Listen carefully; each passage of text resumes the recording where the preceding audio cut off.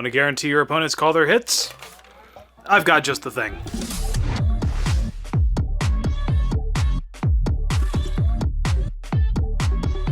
What's good, everybody? My name is Valor, and welcome back to Valtech Armory, and welcome to the final day of Bolt Action Week, the week dedicated to all things hobby bolt action. And you know I had to save the craziest and the most recent for last because this is the Spitfire Products Ranger Sniper. And before you ask, these are all atomic filaments that I use. I use the kind of translucent, kind of magenta purple, whatever you want to call it, the iridescent ocean, carbon fiber black PETG, and some other orange, I forget whatever it's called.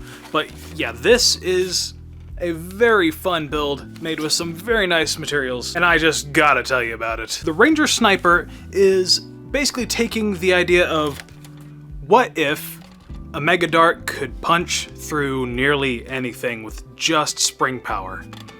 And that is basically what happened with this. This thing is a monster, and it really is. I agree with Wacom on this fact that this blaster will make you really want to rethink just flat FPS cap limits on blasters and ammo in games, because a Mega Dart is a lot more mass than a standard, full-length dart or even a short dart. And especially if you're using, say, the AccuFake Megas, the Whirlwind Megas are just a very thick, heavy, flat head. That thing's gonna leave a good bruise, because this thing can hit upwards of 200 FPS with Mega Darts, which is absolutely ridiculous given the fact that, like I said, it's a heavier projectile. But starting up the front, you got this very nice cage style flash hider, orange tip thing, because this thing does look a bit like an actual rifle. I think it's based on some sort of Remington design. I could be wrong, I don't know all that much about guns despite being an American, but it is threaded because it is actually part of a collet system, and it houses a very nice heavy aluminum barrel that is just the right size for Mega Darts. There you go. And the assembly is very solid. My heavy print settings aside, this thing is rigid and solid because it has aluminum bars going through the thing, secured with these very nice Chicago screws, which actually really help the look and make it a lot cleaner than just having like a machine screw and a nut on the other side. And this is the first time I've ever really handled 3D printed metal, because the bolt handle here is actually, I believe, 3D printed SLS stainless steel, or it's either stainless steel or aluminum, I could be wrong. But yeah, this thing is overbuilt to hell and back.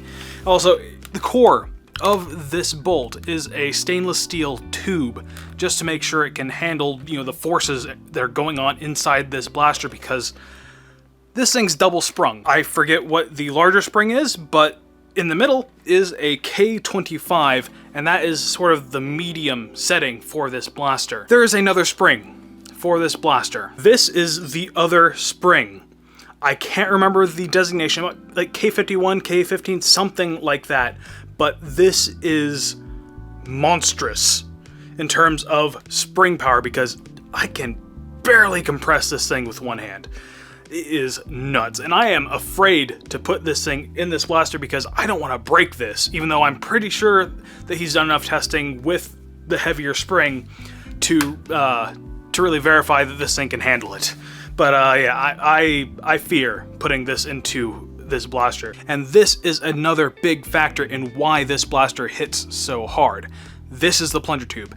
It's as long as a caliber plunger tube, but a lot thicker. I don't have the math on hand, but I know that thing is pushing some serious cc's of air to launch a Mega Dart as hard and fast as it does. And that's not even getting into the prototype half dart, front receiver, because this thing is a takedown system. You simply take out a screw here and push out this pin here, and then the whole front will just pull straight off, similar to a Caliburn. The prototype half dart, front receiver for this blaster hit like 400 FPS on, I think it might be the lighter of the larger springs plus K25. I'd have to ask him. Yeah, that is just nuts for what you can do with half darts and air volume and stuff. This thing is, I am very tempted to just run one of these in a competitive scenario, maybe I'll run around for the foam rotor with just this blaster, because it's one thing worrying about a half dart flying at you from about 100 feet away. It's another to be worrying about mega darts from 100 feet away. And that's another thing about this blaster. Normally, people with shields and stuff, if you have special rules about mega darts breaking shields in your game, now they gotta worry about mega darts flying at them from 100 feet away. This thing is just, I keep saying it, but it is ridiculous. It's not even ridiculous, it's redonkulous. And that's not even getting into the nice usability features of this blaster. You've got a set-in insert there for a front swivel for a sling. You've got a rail here for a bipod, you know, whatever you want. You've got the extendable stock, which I keep it completely collapsed because it's the right length for me, fully collapsed. On this side, it has a Delrin rod, which is good for supporting a bit of webbing for a sling. And the top rail here is slightly canted downwards, and that is just so you don't have to crank your optics down so much for long-range shots. And that's something about high-powered blasters. If you're using a dedicated optic and you're actually using it, you often need a tilted rail riser just so you don't have to crank your optic all the way down and then have to kind of gauge it anyway. This thing does it right out of the box, and it keeps the look very nice. And before you ask, this is just a Max Striker scope that I painted matte black to kind of match the carbon fiber parts on this blaster. I think it looks nice.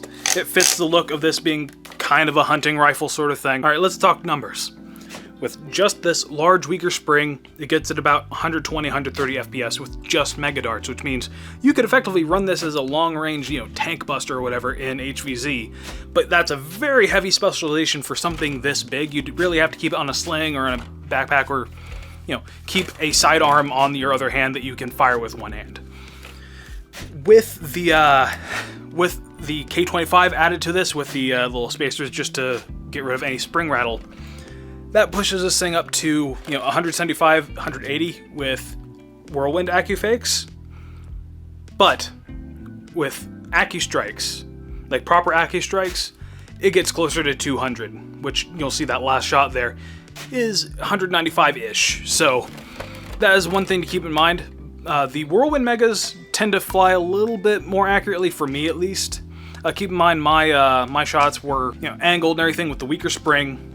And also, these are worn darts that I'm using because it's kind of hard to get, Whirlwind Megas and stuff, and even AccuFakes.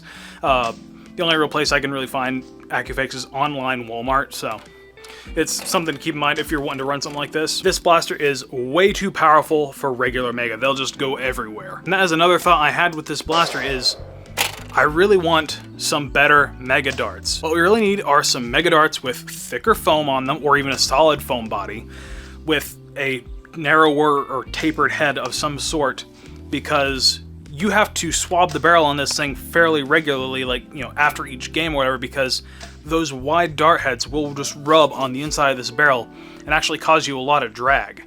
One thing you can do to help prevent that a bit is by waxing your barrel, which will help you get a little bit higher numbers and stuff, because it adds that extra little layer of tightness around the dart.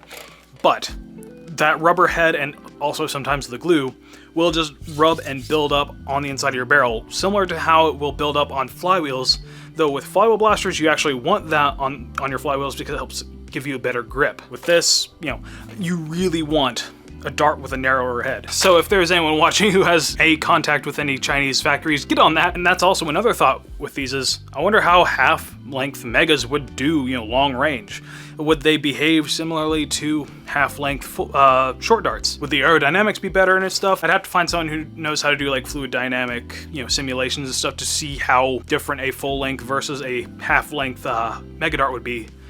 But if you know, be sure to test that for me and maybe link it down below or send it to me on Instagram, Facebook, whatever. But again, I could continue to go on about this blaster, but I'd just be parroting what others are saying at this point, because this thing is ridiculous. It's like, it is what the Centurion could have been, really, because the Centurion has a pretty hefty, plunger tube in it, but it's reverse plunger. That's a whole nother story for another day. As always, big thanks to the patrons that are scrolling on the screen right now. Let me know what you thought about Bolt Action Week down in the comments below, and while you're down there, do the like, do the subscribe, do the ring little bell thing, whatever it is.